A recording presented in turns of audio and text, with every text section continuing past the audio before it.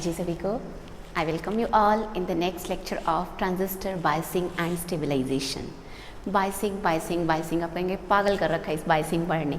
Actually पागल तो अभी आप हुए नहीं हैं, सो it will be done very soon, क्योंकि अभी तो बायसिंग की कहानी की शुरुआत होनी है। तो आज हम इस नई शुरुआत पे आप लोगों को साथ लेकर चलेंगे। So let us discuss transistor biasing and stabilisation. देखिए, ट्रांजिस्टर बायसिंग वर्ड का मतलब क्या होता है आपको पता है कि जैसे आप क्लासरूम में बैठे हैं या आप अपने कहीं किसी भी गेम के अंदर हैं या कहीं पे भी हैं and you are doing something, आपको लगता है कि फ़लाने जज ने या फ़लाने पर्सन ने या फ़लाने टीचर ने उसका ज़्यादा फेवरिज्म कर दिया, आप कहते हैं पार्शियलिटी हो गई है, दैट इज़ बेसिकली बायसिंग। आप कहते हैं कि इस पर्सन का बायस्ड नेचर है। सो देखिए, बायसिंग मीन्स किसी एक को फेवर करना, किसी भी एक चीज़ को। आपने डायोड की बायसिंग की और वहाँ पर आप कहते थे कि ये फॉरवर्ड बायसिंग है, रिवर्स बायसिंग। आप मेजॉरिटी कैरियर्स को फेवर करते थे, आप माइनॉरिटी कैरियर्स को फेवर करते थे। If you favour diffusion current तो आप बोल देते थे forward biasing, and if you favour drift current और minority current then you called it reverse biasing. तो ऐसा कुछ आप पढ़ चुके हैं। अब ट्रांजिस्टर की बायसिंग की कहानी क्या है, हम लोगों ने क्यू पॉइंट पढ़ा है, उसकी शिफ्टिंग को डिस्कस किया। अब हमें उसको रोकना है कि भैया तूने यहाँ इधर जाना है ना इधर जाना है, मुझे उसको वहाँ पर रोक कर रखना है कि इतनी भी दूँ तो इतना ही आई आए, मतलब मुझे फेवरिज्म करना है इस वोल्टेज पे इस करंट का, इसके अलावा और कोई अलाउड नहीं है। That is basically transistor biasing. So let us see transistor biasing is the पहले आपको बायसिंग पता होना चाहिए, फिर आप ट्रांजिस्टर बायसिंग की बात करेंगे। So biasing is the process of providing DC voltage which helps in the functioning of any circuit. आप लोग क्या करते हैं, आप एक बैटरी लगा देते हैं, वो बैटरी किसी एक पर्टिकुलर डायरेक्शन के अंदर करंट को अलाउ करेगी, रोकेगी, चलाएगी, वो बैटरी करेगी जो भी करेगी। तो बैटरी बेसिकली चलाएगी कैरियर्स को। तो किसी एक पर्टिकुलर डायरेक्शन में उसको चला देना, उसको प्रॉपर फंक्शनिंग के अंदर लेके आना, दैट इज बेसिकली बायसिंग। अब ट्रांजिस्टर बायसिंग जो है वो क्या बला है, the proper flow of zero signal collector current and the maintenance of proper collector emitter voltage during the passage of signal is called transistor biasing। कि जब signal को जाना है ट्रांजिस्टर के अंदर से, उस टाइम पे अगर V फिक्स्ड है तो I फिक्स मिले, वो चेंज ना हो। हमने नो सिग्नल कंडीशंस में मुझे पता है कि बात की थी, आप कहेंगे कि आपने तो क्विसेंट पॉइंट्स की बात की, क्यू पॉइंट की बात की, लेकिन जब ट्रांजिस्टर काम करने लग जाता है तो वो क्यू पॉइंट क्या बन जाता है, ऑपरेटिंग पॉइंट बन जाता है। तो वो ऑपरेटिंग पॉइंट्स जो हैं वो फिक्स रहें, फिक्स वी पे फिक्स आई रहे, मैं वी सी फिक्स लूँ तो आई सी फिक्स हो, वो चेंज ना हो, that is basically transistor biasing. तो देखिए, अलग अलग मैथड्स हैं इसको डिस्क्राइब करने के। In other words, transistor biasing is a method to obtain fixed collector current at a fixed collector voltage. अगर आपके पास कलेक्टर वोल्टेज फिक्स्ड है तो कलेक्टर करंट क्या होना चाहिए, फिक्स होना चाहिए। और we can say it is a fixation of output parameters when input is fixed, कि अगर आपके आउटपुट पैरामीटर्स को फिक्स रखने की टेक्निक, जब इनपुट फिक्स रहे, उसको हम क्या बोलेंगे, nothing but transistor biasing. So the circuit which provides transistor biasing is called biasing circuit if a signal of very small voltage is given to input of BJT. BJT means bipolar junction transistor. It cannot be amplified because for a BJT to amplify a signal, few conditions must be satisfied. And what will be those conditions? So write down. So number one, the input circuit means base emitter junction in common emitter mode should be properly forward biased, and output circuit means collector emitter junction in CE mode should be reverse biased. तो वो conditions जो हैं जो transistor biasing के लिए ज़रूरी हैं, सो let us discuss those conditions. देखिए, वो कंडीशंस क्या रहेंगी, आपको पता है कि ट्रांजिस्टर जो है उसका इनपुट टर्मिनल फॉरवर्ड बायस होना चाहिए और उसका जो आउटपुट जंक्शन है वो क्या होना चाहिए, रिवर्स बायस, क्योंकि इसको क्या करना होता है, nothing but transfer of resistance. तो वो जो बायसिंग है, वो जो फंक्शनिंग है, वो जो मैं कहूँ कि फॉरवर्ड बायसिंग हो गई, रिवर्स बायसिंग हो गई, वो क्या होनी चाहिए, प्रॉपर होनी चाहिए। सो वो कंडीशंस के अंदर first of all you will right input circuit कौन सा रहेगा। अगर आपके पास कॉमन एमिटर ट्रांजिस्टर है तो it will B base emitter junction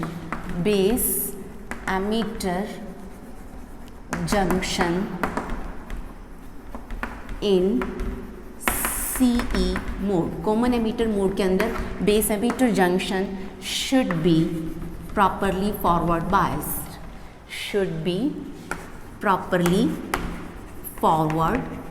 biased, अब ये प्रॉपरली फॉरवर्ड बायस्ड रहेगा तो जो आउटपुट जंक्शन होगा उसको क्या रहना होगा, एंड आउटपुट सर्किट जो रहेगा ट्रांजिस्टर का, आउटपुट सर्किट, और हमें पता है कॉमन एमीटर के अंदर वो क्या रहेगा, कलेक्टर एमीटर जंक्शन रहेगा।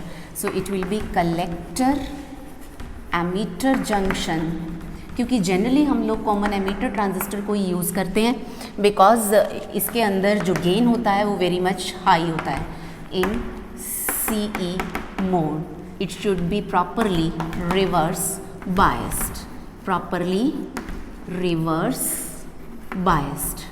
इनपुट की आपको प्रॉपर फॉरवर्ड बायसिंग करनी है और आउटपुट की आपको क्या करनी है, प्रॉपर रिवर्स बायसिंग करनी है। This first condition must be satisfied ताकि ट्रांजिस्टर मैं कहूँ कि बेरोक टॉक बिना बाधा के बेधड़क काम करता रह सके। और second condition will be the input voltage should exceed cut in voltage for transistor to be on, क्योंकि ट्रांजिस्टर ऑन तो होना चाहिए ना, ऐसा ना हो कि ट्रांजिस्टर कट ऑफ रीजन में ही काम करी जा रहा है और आप कह रहे हैं जी इसकी हमने फॉरवर्ड बायसिंग कर दी, इसकी रिवर्स। वैसे तो जब आप इनपुट टर्मिनल की फॉरवर्ड बायसिंग करेंगे और आउटपुट की reverse, it will automatically work in मैं कहूँ कि या सैचुरेशन आ जाएगा या एक्टिव। सैचुरेशन के अंदर आपको पता है दोनों फॉरवर्ड होते हैं, तो एक्टिव रीजन के अंदर ही बेसिकली ये रहेगा। बट स्टिल हमें मेंशन करना ये ज़रूरी है कि ट्रांजिस्टर मस्ट बी ऑन। सो क्या होना चाहिए कि जो आपकी इनपुट वोल्टेज है, सो इनपुट वोल्टेज किससे ज़्यादा होनी चाहिए, कट ऑफ वोल्टेज से। इनपुट वोल्टेज मस्ट एक्सीड मतलब ज़्यादा होनी चाहिए cut in voltage so that transistor may be on, so that transistor may be in on state, transistor on होना चाहिए। And number 3, please note down the BJT should be in active region to be operated as an amplifier। तो आपको क्या करवाना होगा, उसको operating region BJT should work in active region. हम लोग पहले ही बात करके आ चुके हैं कि जो हमें क्यू पॉइंट चूज़ करना है वो कहाँ पर होना चाहिए, एक्टिव रीजन के बिल्कुल मिड में होना चाहिए, लोड लाइन के बिल्कुल मिड में होना चाहिए। And if we give this appropriate DC voltages and currents through the BJT by an external source so that BJT operates in proper active region and in the mid of the load line, and then we superimpose the DC signal to be amplified, then this problem can be avoided। कि जो thermal runaway की problem थी, जो shifting of Q point की problem थी, उसको कैसे avoid किया जाएगा अगर हम प्रॉपरली मैं कहूँ कि इस तरीके से ये जो तीनों पॉइंट्स है अगर ये हम फॉलो करवा लें और उसके बाद हम जो सिग्नल है उसको सुपर इम्पोज करवाएं, उसके बाद हम सिग्नल को भेजें सर्किट के अंदर, तब क्या होगा कि ट्रांजिस्टर एक्टिव रीजन के अंदर काम करेगा। And the given DC voltage and currents are so chosen that transistor must remain in active region for the entire input AC signal, कि पूरा का पूरा सिग्नल ऊपर जाए, नीचे आए, इधर जाए, उधर आए, कहीं भी जाए, जहाँ सिग्नल जाएगा लेकर वहीं पर हमारी आउटपुट जो है वो जाती चली जाएगी। So transistor must operate in active region and it must be on and biasing should be proper, मतलब forward biasing of input junction and reverse biasing of output junction. तो ये कुछ होना चाहिए ट्रांजिस्टर की बायसिंग के लिए। अब ये कि कुछ मैथड्स हैं जो कि बायसिंग के लिए हमारी हेल्प करेंगे। So there are methods of biasing. कौन कौन से मैथड्स हैं देखिए बायसिंग के लिए, और उसके बाद उन मैथड्स की जो डिस्क्रिप्शन है, जो एक्सप्लेनेशन है, वो भी हम उसके बाद करेंगे। सो मैथड्स ऑफ बायसिंग, तो जो बायसिंग टेक्निक है, बायसिंग के मैथड्स हैं, बहुत सारे मैथड्स हैं, उनमें से जो आपको करने हैं एंड लॉट ऑफ यूनिवर्सिटीज़ जिनको प्रिस्क्राइब करती हैं इन द सिलेबस, उनमें से फर्स्ट है, नोट कीजिए, फिक्स्ड बायसिंग और बेस बायसिंग और base resistor method. First one is fixed biasing, जिसको बेस बायसिंग भी कहा जाता है, बेस बायसिंग भी कहा जाता है, and it is also termed as base resistor method. इसको हम क्या बोलेंगे, बेस रजिस्टर मैथड। ये हो गई first biasing. Second one is base bias with emitter feedback, note कीजिए आप। Number 2 base bias with emitter feedback, number 3 collector to base bias, and number 4 voltage divider bias with emitter bias और self biasing. तो basically ये 4 type की जो बायसिंग्स हैं ये आप लोगों को स्टडी करनी है। इनमें से first of all we are going to discuss fixed biasing और बेस बायसिंग मैथड। तो देखिए जो फिक्स्ड बायसिंग या बेस बायसिंग मैथड है, इसको आपको स्टार्ट कैसे करना होता है। एग्जामिनेशन में आप लोग बायसिंग बता देंगे, ट्रांजिस्टर बायसिंग बता देंगे, then you will talk about fixed biasing. So fixed biasing और base biasing is the simplest biasing circuit. और इसको बेस बायसिंग क्यों बोलते हैं, आपको ये भी लिखना होता है। This is called base biasing because in this method a high resistance RB is connected in base terminal in the input section of the transistor, which can be selected so as to keep the transistor working in active region of its characteristics. And आपको अब circuit diagram consider करना होगा, amplifier बनाना होगा. सो let us consider the simplest transistor amplifier. देखिए मैंने क्या किया, common ammeter mode के अंदर ट्रांजिस्टर कंसीडर किया. आपको पता है ट्रांजिस्टर इस तरीके से रिप्रेजेंट करते हैं, जहाँ एरो लग जाता है वो एमीटर टर्मिनल होता है. This is base and this is collector. मैंने अभी क्या कहा कि इनपुट सेक्शन के अंदर हमने क्या करना है, एक रेजिस्टेंस लगाना है and this is base resistance RB. इसीलिए इसको हम क्या बोलते हैं, बेस बायसिंग और फिक्स्ड बायसिंग. अब यहाँ पर आपको क्या पता है कि आपको जो बैटरी लगानी है उस बैटरी ने क्या करना है, इसको फॉरवर्ड बायसिंग देनी है. अब ये जो ट्रांजिस्टर है आपको पता है this is PN and N. NPN transistor है तो P को पॉजिटिव से कनेक्ट करवाना है, N को नेगेटिव से. फॉरवर्ड बायसिंग हो जाएगी. एंड हमें पता है दिस बैटरी इज VBB. आप लोगों ने ट्रांजिस्टर अच्छे से पढ़ा है, you are masters of transistor. तो अब देखिए कलेक्टर, हमें पता है आउटपुट के अंदर आपको आउटपुट लेने के लिए need a resistance in output section. Load resistance होता है, मैंने यहाँ पर इसको कलेक्टर रेजिस्टेंस RC कह दिया. Now I need reverse biasing of this junction. Reverse biasing के लिए N, दिस इज N. आपको N को किससे कनेक्ट करवाना है, नेगेटिव से. Positive negative positive negative positive negative positive. यहाँ पर ये बैटरी आ गई है VCC. तो देखिए इस तरीके से ये बैटरी जो है मैंने कनेक्ट कर दी है. नाउ उल्टा हो गया, सॉरी. N को मैंने नेगेटिव से कनेक्ट करवा दिया तो इसकी क्या हो गई है, फॉरवर्ड बायसिंग. N को हमें पॉजिटिव से कनेक्ट करवाना है. रिवर्स बायसिंग देनी थी ना इधर से. रिवर्स बायसिंग के लिए N को नेगेटिव से, N नेगेटिव से हो गया. और ये वाला N, कलेक्टर वाला N जो है that matters for us. So positive negative VCC. Reverse biasing हो गई यहाँ से. This is the circuit for common emitter transistor amplifier. Instead of two separate batteries, हमें क्या करना होगा, एक सिंगल बैटरी यूज़ करनी होगी. क्यों करनी होगी उसकी बात हम बाद में करेंगे. पहले मैं इस सर्किट को ज़रा सा सिंप्लीफाई करूँ. आप कहेंगे कि कॉमन एमीटर ट्रांजिस्टर एम्पलीफायर के लिए ये वाला सर्किट है. अब इस सर्किट को ये बार बार इधर से इधर कनेक्शन दो, इधर से इधर कनेक्शन दो. हमें पता है एमीटर इज कॉमन, तो मैं इसको सिंप्लीफाइड फॉर्म में ड्रॉ करूँगी. Let us draw this circuit in its simplified manner. तो अब मुझे क्या करना है, देखिए मैंने एमीटर को यहाँ पर अर्थिंग शो कर दी. Earthing means circuit is completed, कहीं ना कहीं से वो कनेक्टेड है, ये डिसकनेक्टेड नहीं है. सो एमीटर को मैंने ऐसे छोड़ दिया. अब देखिए यहाँ पर ये जो रेजिस्टेंस है RB बेस, मैंने क्या किया, इसको इस तरीके से कनेक्शन शो कर दिया. RB ये कौन सी बैटरी के साथ कनेक्टेड है, VBB. अब बार बार मुझे बैटरी पॉजिटिव नेगेटिव जैसे अभी मैंने शो किया था बनाना कहीं गलत हो गया. आपने छोटी लाइन की जगह बड़ी लाइन ड्रॉ कर दी, बड़ी लाइन की जगह छोटी लाइन, तो आपके तो मार्क्स डिडक्ट हो जाएंगे. सो इसका आसान मेथड क्या है, मुझे पता है VBB का ये टर्मिनल इधर से पॉजिटिव से कनेक्टेड था तो मैंने यहाँ पे पॉजिटिव लगा दिया और VBB लिख दिया. So it is quite easier to draw and write. उसके बाद देखिए C, इसके साथ क्या कनेक्टेड है, RC. और RC के साथ positive terminal of battery VCC. तो this is the simplest form of common emitter transistor amplifier. ये एमीटर है, this is base, this is collector. इधर से एमीटर करंट IE जाएगा, यहाँ से बेस करंट IB आएगा और यहाँ से कलेक्टर करंट IC, जो आपको इधर भी शो करने हैं. पॉजिटिव से आपको पता है करंट एमर्ज होता है, नेगेटिव के अंदर आपको पता है करंट एंटर करता है. So these are the few directions of currents. अब हमें क्या करना है, so instead of two separate batteries a single supply source supply voltage VCC is used for simplicity and economy. हमारे लिए आसान रहेगा अगर हम यहाँ पर एक सिंगल बैटरी यूज़ करेंगे, क्योंकि देखिए ये VBB छोटी है, VCC बड़ी है. अब हमें इन दोनों में से किसी एक को चूज़ करना है. आपको पता है इधर से पॉजिटिव से, इधर से पॉजिटिव से ये टर्मिनल अपने अपने नेगेटिव से कनेक्ट हो जाएगा. I can use a single battery. अब सिंगल चूज़ करी कौन सी जाए, आपको पता है अगर ये 5 वोल्ट है, ये 6 वोल्ट है, तो नेचुरली जो 6 वोल्ट वाली है it can provide 5 volt even, वो 5 वोल्ट भी दे सकती है. तो हम किसको चूज़ कर लेंगे, VCC को. So now we will draw the circuit with a single battery.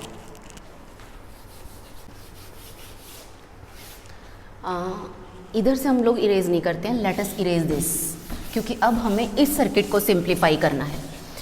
तो इसको सिंप्लीफाई करने के लिए अब हमें क्या करना है, मैंने आपको कहा कि we have to use a single battery. ये हो गया, ये सर्किट ऐसे ड्रॉ कीजिए. एमीटर ऐसे 3 लाइन से अर्थिंग शो हो गई. E एमीटर करंट इस साइड जाएगा. मैं इसको इरेज कर देती हूँ ताकि किसी तरीके की कोई डिस्क्रिपेंसी, कोई इंटरफेरेंस, कोई टांग अड़ाने वाला बीच में ना रहे. तो अब देखिए RB ऑन दिस साइड कौन सा था connected, RB. And on this side हमें पता है कौन सा कनेक्टेड है, RC. अब ये दोनों ही रेजिस्टेंसेस देखिए, ये भी पॉजिटिव टर्मिनल से कनेक्टेड हैं and this one also is connected with positive terminal. तो हमें क्या करना है, इन दोनों को हटा के हमें यहाँ पर एक सिंगल बैटरी कनेक्ट कर देनी है, positive VCC। So this is the easiest way and economical way कि आप लोग दो बैटरीज को हटाकर एक सिंगल बैटरी लगा दीजिए। अब करंट किस तरीके से चलेगा, यहाँ से IB प्लस IC चलेगा, इस साइड आ जाएगा IB, इस साइड आ जाएगा IC। बैटरी ने दोनों करंट्स लिए IB IC और उनको दोनों में डिस्ट्रीब्यूट कर दिया। So in this circuit emitter base junction is forward biased and collector emitter junction is reverse biased and value of RB is so adjusted that required base current IB and hence IC is equal to beta IB is so adjusted and it can easily flow through the circuit such that operating point lies exactly in the mid of the load line. अब करना क्या है, इसके बाद हमें conditions find out करनी है। In every biasing circuit आपको क्या करना होगा, दो ऑपरेटिंग कंडीशंस फाइंड आउट करनी होगी। जस्ट लाइक लोड लाइन में हमने दो कंडीशंस फाइंड आउट की थी, हमने IC की वैल्यू निकाली, हमने VCE की वैल्यू निकाली। तो हर बार हर बायसिंग में आपको यही काम करना है।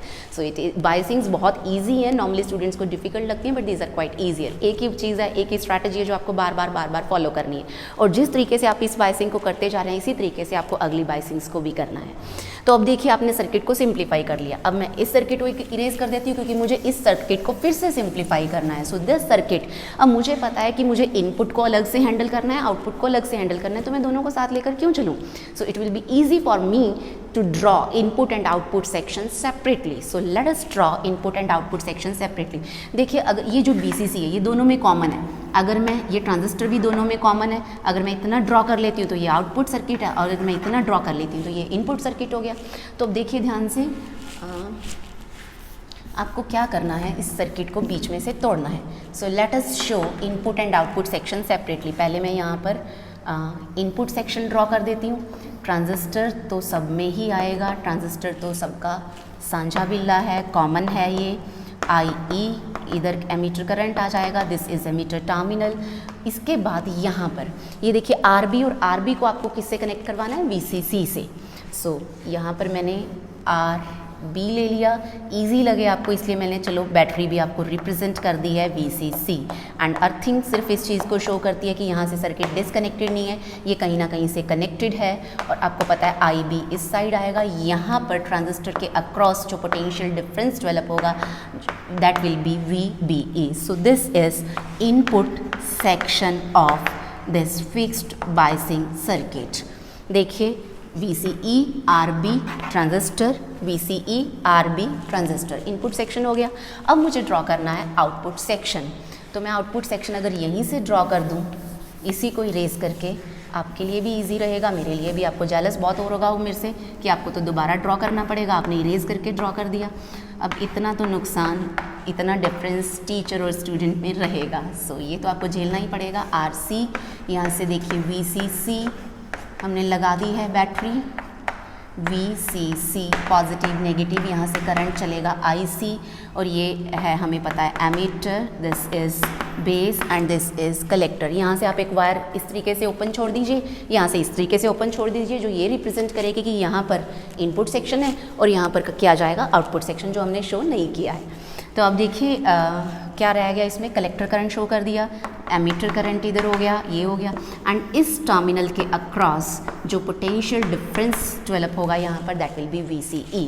तो आपने ये दोनों सर्किट्स ड्रॉ कर दिए। अब बहुत छोटा सा प्यारा सा काम है किरचॉफ्स लॉ अप्लाई करना। So apply Kirchhoff's voltage law, जिसको हम KVL भी बोलते हैं, मैश लॉ भी बोलते हैं, लूप लॉ भी बोलते हैं। So applying Kirchhoff's voltage law to the input section. अब ये है इनपुट सेक्शन, मैंने इसीलिए अलग अलग ड्रॉ किए हैं ताकि आपको पता चल जाए। Applying Kirchhoff's voltage law to input section, KVL मैंने यहाँ लगाया। क्या होता है, sum of all the EMFs is equal to sum of all the potentials. EMF किसके अक्रॉस है, बैटरी के अक्रॉस। तो मैं यहाँ से मैंने अपनी जर्नी स्टार्ट की, VCC और कहीं पे EMF है नहीं है, is equal to sum of all the potentials. Potential differences कहाँ पर होते हैं, डिवाइसेस के अक्रॉस होते हैं और डिवाइस यहाँ पर दो हैं, RB एंड ट्रांजिस्टर। RB के अक्रॉस ओम्स लॉ लगेगा। ओम्स लॉ क्या होता है, V is equal to I into R। I इसमें से जा रहा है, IB रेजिस्टेंस है ये RB। तो IB RB इसके अक्रॉस डेवलप होने वाला पोटेंशियल डिफरेंस हो गया एंड ट्रांजिस्टर के अक्रॉस डेवलप होने वाला पोटेंशियल डिफरेंस हो गया VBE। तो यहाँ से देखिए मैंने आई बी जो है उसकी वैल्यू निकाली, क्या आ जाएगी, V C C minus V B E upon R B. Let us suppose this is equation number 1। और हमें क्या चाहिए होता है, एक वैल्यू चाहिए होती है आई सी की, दूसरी वैल्यू चाहिए होती है वी सी ई की। लोड लाइन में आपको याद है ना, extremities of the load line. तो आई सी जो है यहाँ से किसके इक्वल हो जाएगा, beta into IB. Let us suppose this is equation number 2 and this is called the first operating condition in the fixed biasing circuit. And जो VCC होती है, बैटरी की वोल्टेज होती है, वो हमें पता है कि नॉर्मली VB से बहुत ज़्यादा होती है। VCC is usually several volts और generally it may take the values 5 volt, 6 volt, 7 volt, where VBE is usually less than 0.1 volt. It is very small. Base terminal है ना, because base circuit is biased in forward direction so VBE is neglected as compared to VCE। क्योंकि हमें पता है कि जो VCC है that is very very larger than VBE। तो मैं यहाँ पर इक्वेशन 1 में इसको नेग्लेक्ट अगर कर दूँ तो देखिए मेरे पास जो IB आ जाएगा वो किसके इक्वल हो जाएगा, VCC अपॉन RB हो जाएगा। आप चाहें तो इसको ये भी लिख सकते हैं, या आप चाहें तो इसको RB is equal to VCC upon IB भी लिख सकते हैं, लेकिन ये अप्रॉक्सीमेटली इक्वल आएगा क्योंकि हमने नेग्लेक्ट किया है, बिल्कुल जीरो तो होता नहीं है। तो IB is approximately equal to VCC upon RB। Now if VCC and RB are kept fixed then base current and hence collector current can also be kept fixed. अगर आप इसको फिक्स रखते हैं, इसको फिक्स रखते हैं, बेस करंट फिक्स हो गया, बेस करंट फिक्स हो जाएगा तो I से डेफिनेटली बी फिक्स्ड। और क्या हो गया, हमारा काम बन गया। So basically that is why this circuit is also called fixed biasing circuit और बेस बायसिंग सर्किट। क्योंकि हम लोग क्या करते हैं, बेस रेजिस्टेंस की वैल्यू को फिक्स करके बेस करंट फिक्स करते हैं, फिर उसके बाद हमारे पास फर्स्ट ऑपरेटिंग कंडीशन, हमारा जो ऑपरेटिंग पॉइंट है वो फिक्स हो जाता है। इसीलिए हम इसको बेस बायसिंग भी बोलते हैं, फिक्स्ड बायसिंग भी बोलते हैं। And we also call it, आप लोगों को ये भी पता है कि इसको हम और क्या बोलते हैं, बेस कनेक्शन जो है बायसिंग भी बोलते हैं। तो बेस रेजिस्टर मेथड भी बोलते हैं कि बेस के साथ एक रेजिस्टेंस लगा के हमने बायसिंग कर ली, हमने फिक्सेशन अचीव कर ली है। तो ये तो हो गई फर्स्ट कंडीशन। अब हमें लेनी है second operating condition. So second operating condition के लिए भी आपको क्या लगाना पड़ेगा, you have to apply Kirchhoff's law. So applying Kirchhoff's voltage law to the output circuit. उसके बाद आपको आउटपुट सर्किट पे शिफ्ट हो जाना है। तो आउटपुट सर्किट पे जब आप किरचॉफ्स वोल्टेज लॉ लगाएंगे, again sum of all the EMFs is equal to sum of all the potentials.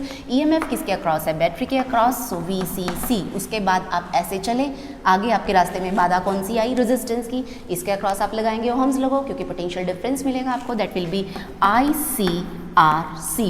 उसके बाद आप यहाँ पहुँचे ट्रांजिस्टर पे, और ट्रांजिस्टर के अक्रॉस डेवलप होने वाला पोटेंशियल कौन सा होता है, VCE।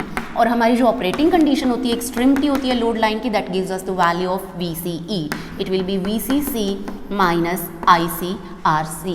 So VCE is equal to VCC minus ICRC। Equation number 2 हो गया, इसको 3 कहिए, इसको 4 कहिए। सो ये जो इक्वेशन है, this gives us the second operating condition for transistor to work in fixed biasing method और base resistor method.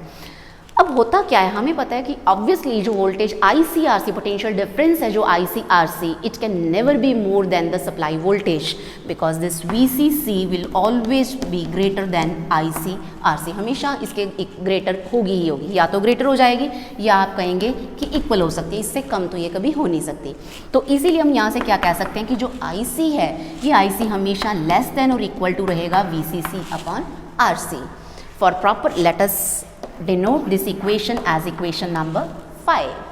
Now for proper functioning of the transistor, क्या होना चाहिए, equation number 2, equation number 4 and equation number 5. These must be satisfied and these are called the conditions of transistor biasing in fixed biasing technique or base resistor technique. और अगर मैं कहूँ कि अगर उल्टा हो गया, अगर ये IC है, if this IC is greater than VCC upon RC, बढ़ गया, बढ़ता जा रहा है, बढ़ते जा रहा है, बढ़ते जा रहा है, तो आपको पता है करैक्टरिस्टिक्स याद कीजिए ट्रांजिस्टर की, कुछ इस तरीके से होती हैं आउटपुट का बढ़ने की जो कला है, बढ़ने की जो टेक्निक है, ट्रांजिस्टर कहाँ पर लेता है, only in saturation region. So if IC is greater than VCC upon RC, transistor will act in the saturation region, and of course when the transistor is in saturation region, VCE is almost 0। आपको पता है कि यहाँ पर VCC की value almost क्या होती है, VCE की वैल्यू जो होती है दैट इज ऑलमोस्ट 0। और जो कलेक्टर करंट है उसको हम क्या कहना शुरू कर देते हैं, सैचुरेशन करंट। तो उस टाइम पे क्योंकि जब ये VCE 0 हो जाता है तो ये सैचुरेशन करंट IC सैचुरेशन, ये किसके इक्वल हो जाएगा, VCC अपॉन RC के इक्वल हो जाएगा। So we call it the saturation current. Let us suppose this is equation number 6। अब क्योंकि हमने पिछले लेक्चर्स के अंदर बात की कि किसी भी ट्रांजिस्टर की फंक्शनिंग के लिए हमें ज़रूरत होती है स्टेबिलिटी फैक्टर की, और अगर वो स्टेबिलिटी फैक्टर 1 आ जाता है आइडियल ट्रांजिस्टर के लिए आता है, हमें पता है वो जितनी ज़्यादा वैल्यू लेता है ट्रांजिस्टर उतना ही ज़्यादा थर्मली अनस्टेबल होता है। अब हमें देखना है कि ये जो तामझाम हमने किया ये थर्मली अनस्टेबल इसने बनाया ट्रांजिस्टर को या नहीं बनाया, पुअर स्टेबलाइजेशन है कि बड़ी बेटर स्टेबलाइजेशन है, ये हमें देखना है। सो इसके लिए अब हम आप लोग यहाँ पर इसके बाद नेक्स्ट हेडिंग दे देंगे स्टेबिलिटी फैक्टर का। So next you will do stability factor. Define हमने इसको पिछले लेक्चर में कर दिया था, आप चाहें तो इस आर्टिकल के अंदर या पेपर में भी इस टॉपिक के अंदर दोबारा से डिफाइन कर सकते हैं। आपको पता है stability factor is a mathematical quantity which is calculated as a ratio of change in collector current to change in collector current with base open, या फिर आप ये कह सकते हैं it gives you the extent of stabilization of a transistor and it is basically ratio of change in collector current to change in leakage current. And इसको हम instability factor भी बोल देते हैं, स्टेबिलिटी फैक्टर भी बोल देते हैं, and we denote it with the symbol S.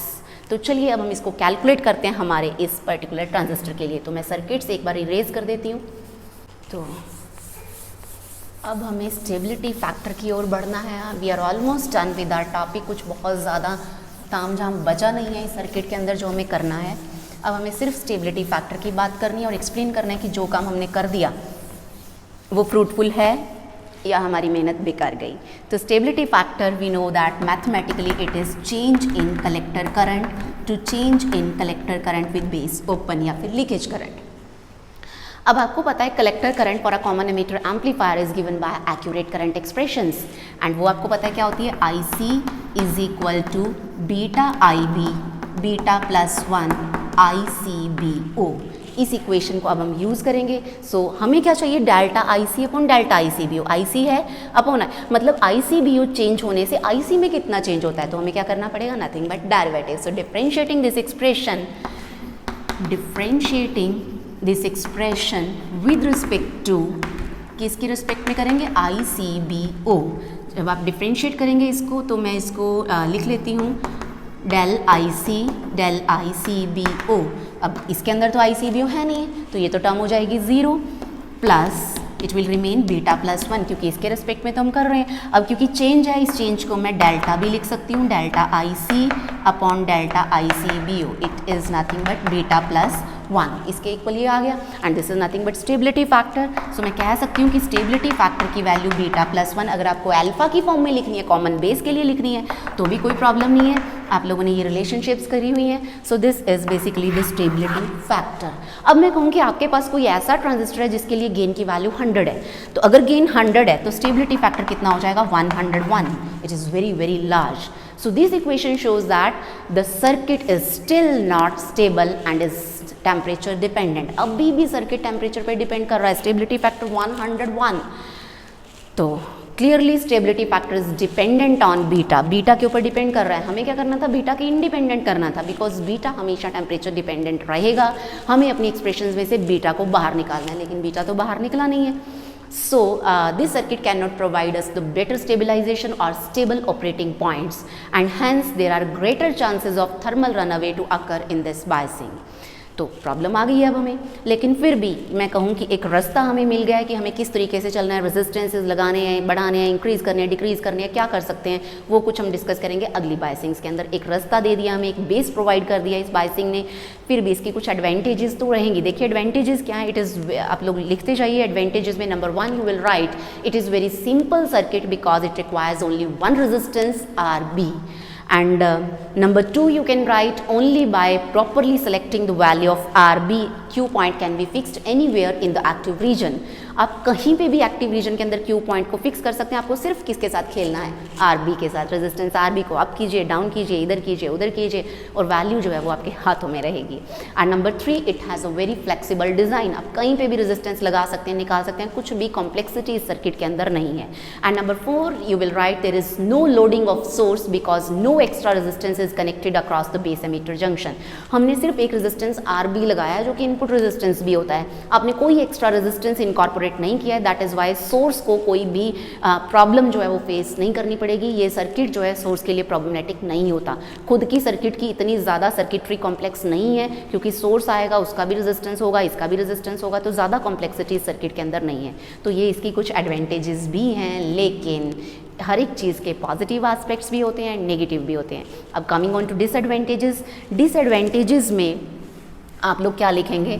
In first point of disadvantages of this circuit you can write poor stabilization, क्योंकि जो हमारा मेन मकसद था कि स्टेबलाइजेशन होनी चाहिए, क्यू पॉइंट फिक्स होना चाहिए, वो इस सर्किट में नहीं हुआ। सो पुअर स्टेबलाइजेशन, यहाँ पर आप लिखेंगे this method provides us poor stabilization because collector current increases without any limit. अपने आप इंक्रीज होते चला जा रहा है, होते चला जा रहा है। इक्वेशन हमें पता है IC is equal to beta IB plus beta plus 1 IBO। जैसे ही ये जो ICBO है, लीकेज करंट इंक्रीज होगा, beta plus 1 times IC increase होगा, IC इंक्रीज होगा, कलेक्टर करंट इंक्रीज होगा, कलेक्टर का टेम्परेचर बढ़ेगा, कलेक्टर का टेम्परेचर बढ़ते ही लीकेज करंट बढ़ेगा, फिर से beta plus 1 times IC and IC will go on increasing without any constraint, without any limit. That is why यहाँ पर stabilization क्या है? poor है।